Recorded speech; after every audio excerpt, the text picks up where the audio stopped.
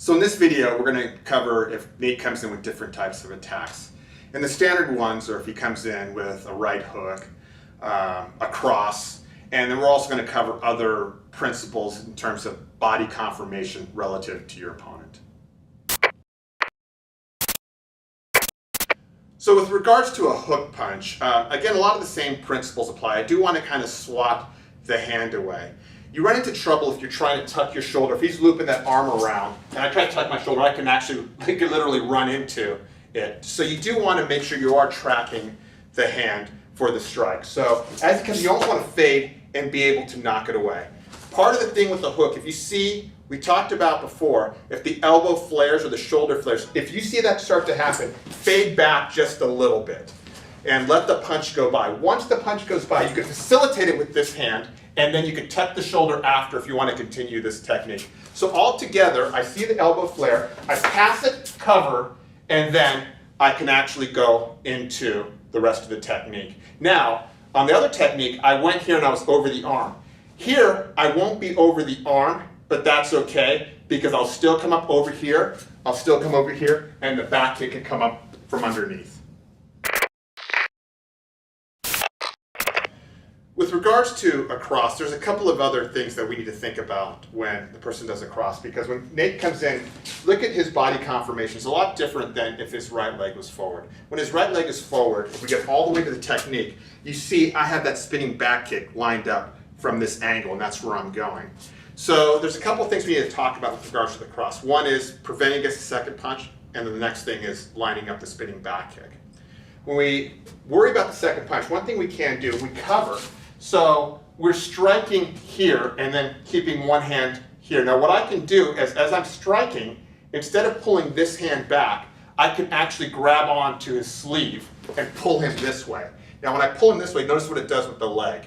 It basically puts this leg forward and it takes that hand out of play.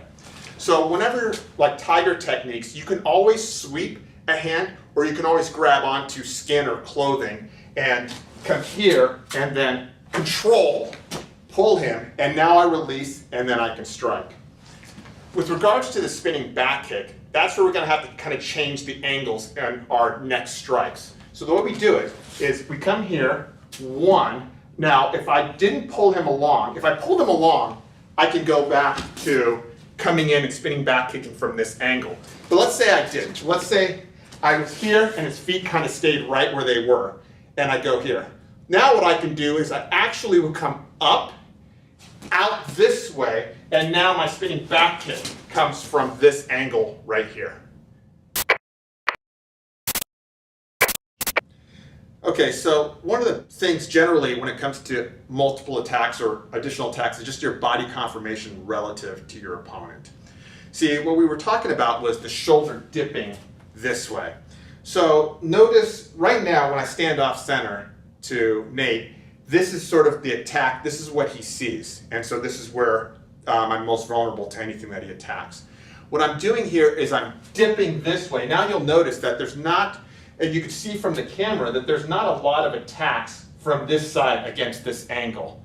He could try to throw stuff with his left, but if he's cocked back and striking with the right, basically any strike that he does, go ahead, I am kind of covered up and protecting myself from that.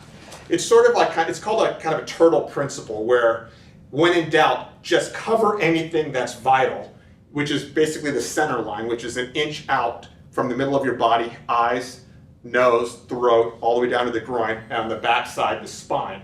What I'm doing is basically just changing my body conformation so that nothing is vulnerable, and I'm closing, twisting myself off for anything that he could possibly attack with. Again, this is just a general principle where if they're throwing punches, if you're not sure, cover and then whip back, because the other part of that is I cover. Notice how I have these attacks that can either come high or low, circular and linear, and basically do something to him, stun him for the rest of the technique.